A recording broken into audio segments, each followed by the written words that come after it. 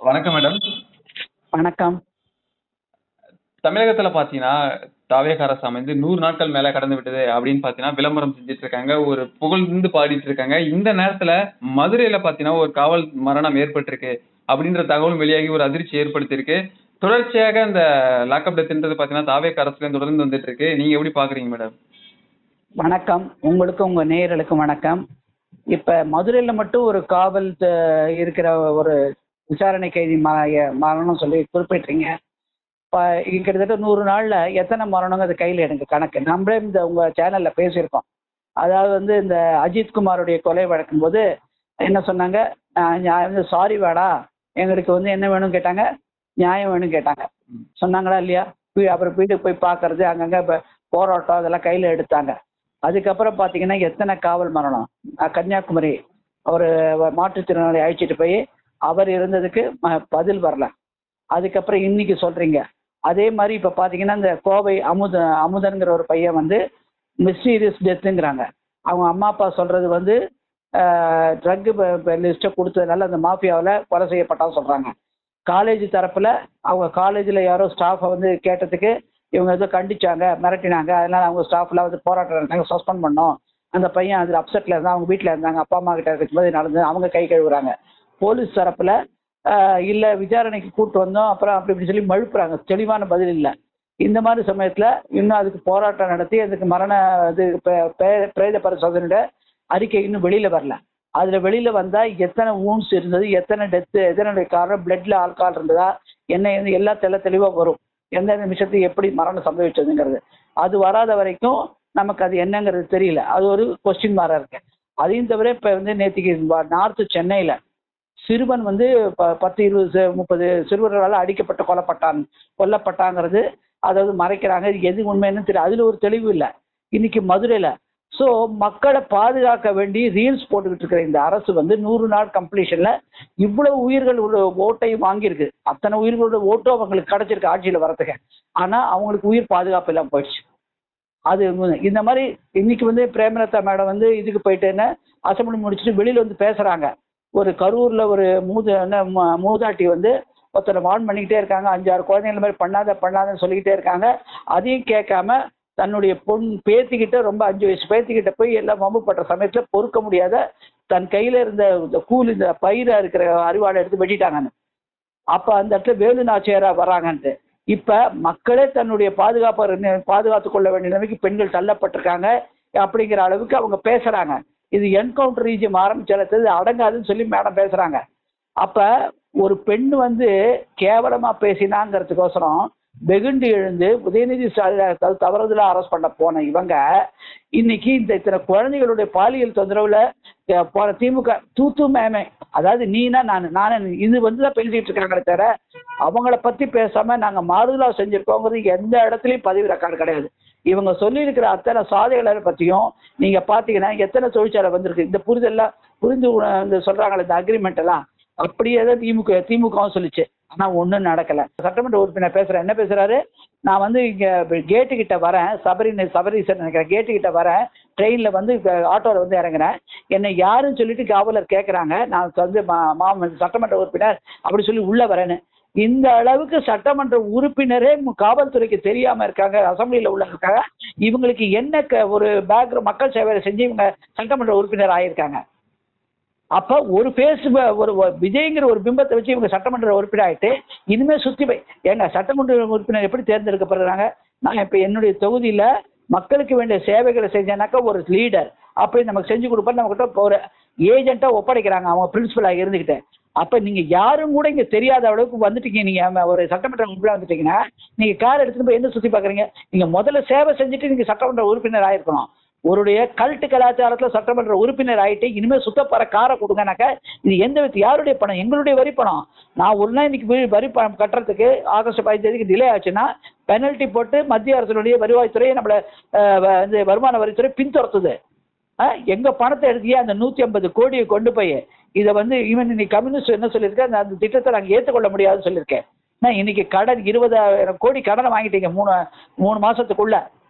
அதை வந்து 15,000 கோடி ஏதோ லாபம் வந்ததுனாக்கா பிரிச்சு கொடுங்க, 5,000 கோடி சொல்லி மூத்த தலைவர் திரு அண்ணாமலை அவர்கள் சொல்றாரு, சஜஷன் கொடுக்குறாரு, இப்படி செலவு பண்ண நீர்நிலையா பாதுகாக்கலாம். அந்த 150 கோடியை வந்து ஒரு சின்ன ஃபேக்டரி ஆரம்பிச்சு கொடுத்தா எத்தனை பேருக்கு வேலை கிடைக்கும்?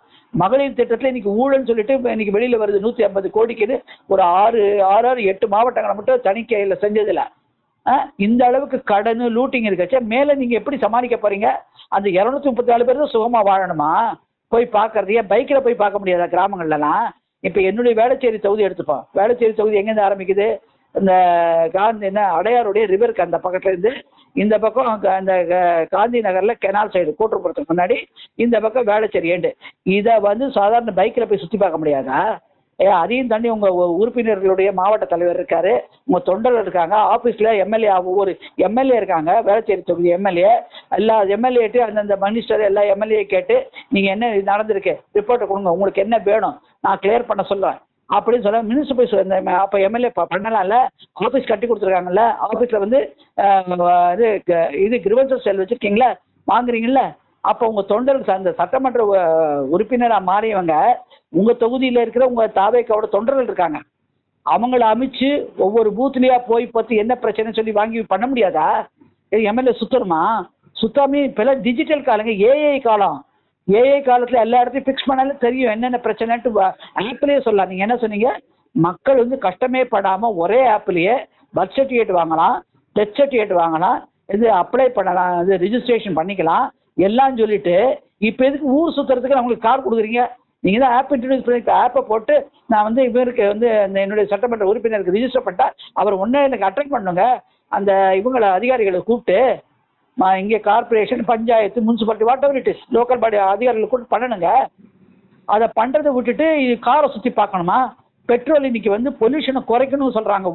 வெப்ப அதிகம் உலகத்தில் வெப்பநிலை ஜாஸ்தியாகுது, அதை குறைக்கிறதுக்கு 2 நாளைக்கு ஒரு 2 பேரா சேர்ந்து ஒரு பஸ்ஸை யூஸ் பண்ணுங்க, ஒரு காரை யூஸ் பண்ணுங்க, ஆல்டர்னேட்டிவ் யூஸ் பண்ணுங்க, அப்படியெல்லாம் வந்து கைட்லைன்ஸ் கொடுக்குறாங்க. உலக சுகாதார அமைப்பு, யூனிசெஃப், அப்புறம் யூஎன் ஆர்கனைசேஷன், ஐக்கிய நாடுகள்லாம் உலக ஃபுல்லாக வந்து கைட்லைன் கொடுக்குறாங்க. அப்போ இருக்கிறது நீங்கள் 234 காரை வாங்கி இன்னும் கொஞ்சம் பெட்ரோல் செலவு பண்ணி இன்னைக்கு வந்து இன்னும் கொஞ்சம் பொல்யூஷனை கிரியேட் பண்ண போறீங்களா? இதெல்லாம் எந்த விதத்தில் நியாயங்க? உண்மையான முதலமைச்சர் என்ன சொல்றது? ஊழலுக்கு எதிராக யுத்தம்னாக்க என் கண்ணில் இன்னைக்கு ஒரு ஊழல் நடக்கிறது நான் கண்ணேரை பார்த்துட்டா உடனே அவனை சஸ்பெண்ட் பண்ணி அவரை இதுலேருந்து என்கொயரி நடத்தி ரிமூவ் பண்ணுங்க சர்வீஸ்லேருந்து. அதான் ஊழல் ஒழிக்கிற விதம்.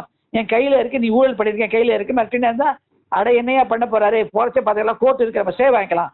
இந்த இதுக்கு ஏன் இடம் கொடுக்குறீங்க நீங்கள்? டிஏவிசிக்கு உடனே நீ புக் பண்ணி என்னங்கிறது இப்போ மக்களுக்கு தெரிவிங்க, எங்களுக்கு நாங்கள் தெரியும், எங்களுக்கு விரும்புகிறாங்க, என்ன இன்னைக்கு பொது வெளியில் சொல்லுங்க. அவங்க எதிர்கட்சிக்கு என்னென்ன அக்கௌண்ட் பண்ணிட்டு இன்னைக்கு இந்த நம்மளுடைய பொருளாதாரம் சீராக்கியிருக்காங்க காட்டுங்க. டேபிள் மேல இருக்க எதுக்கு பயல பேசுறீங்க? நீங்க ஆளுங்கட்சி, நீங்க முதலமைச்சர் சட்டமன்றத்தில் பேசுறீங்க, பொதுமக்கள்கிட்ட கொண்டு வாங்க, போடுங்க ஆப்ல வெளியில, நீங்க பத்திரிகையாளரை சந்திச்சு காட்டுங்க. இதெல்லாம் இருக்கு பத்திரிகைங்களே, நீங்களே எழுதுங்க. இதை ஏன் சொல்ல மாட்டேங்கிறீங்க? அப்ப என்ன உங்களுக்கும் திமுக உள்ள கூட்டணி இருக்கா? மக்களோட கூட்டணியா அவங்க கூட்டணியா? இது கேட்பாங்கல்ல மக்கள். இதுதான் இன்னைக்கு நடக்கிறத பார்த்தானாக்க 234 சட்டமன்ற உறுப்பினர்களுக்கு வாகன உறுதி கொடுத்த இனோவா கேட்டாராம். இதுல வேற இவங்க சூஸ் பண்றாங்க எந்த கார் வேணும் பிராண்டுன்னு.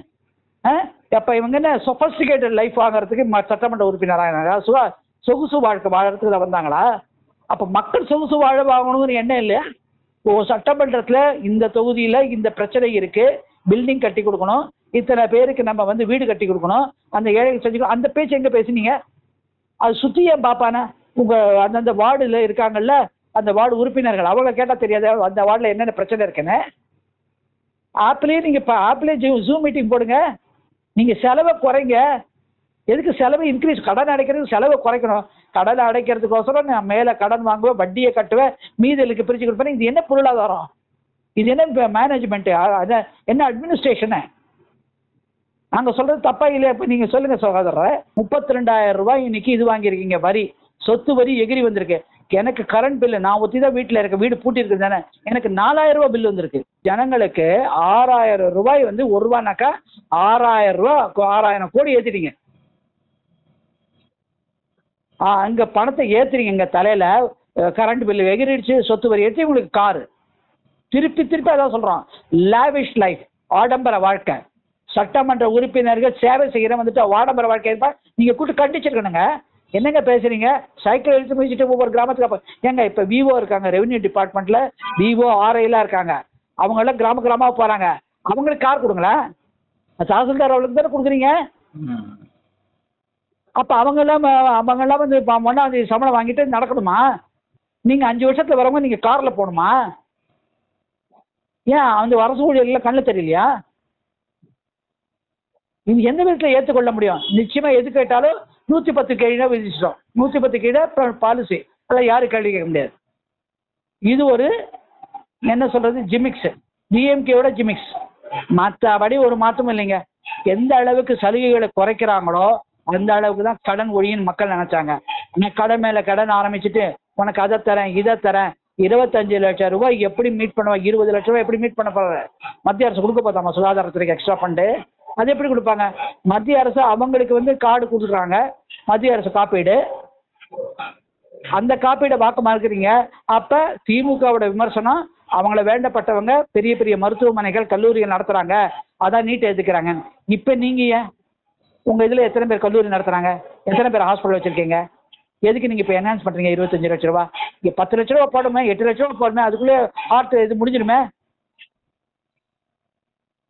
அப்ப 25 லட்ச ரூபாய்க்கு என்ன மெடிசன் அவங்களுக்கு செலவுக்கு? அது எப்படி மீட் அவுட் பண்ணுவீங்க? சரியா? அது வந்து அப்ப ஊரை ஏமாத்துற வேலை. கார்டை கொடுத்துருவான், அங்கே ஹாஸ்பிட்டல் அக்செப்ட் பண்ணாதானே, பார்த்துக்கலாம். இதுதான் நிலைமை. எனவே இது வந்து மரணத்துக்கு உயிரை பாதுகாக்காம மரணம் நடக்குது. பலு, அதாவது ஃபைனான்சியல் பேர்டன், பொருளாதார நிலைமை மக்களை தாக்குறாங்க. சொகுசு வாழ்க்கையை தன் கட்சிக்காரர் கொடுக்குறாங்க. இதுதான் தாவேக அரசு. நன்றி மேடம். நன்றி, வணக்கம்.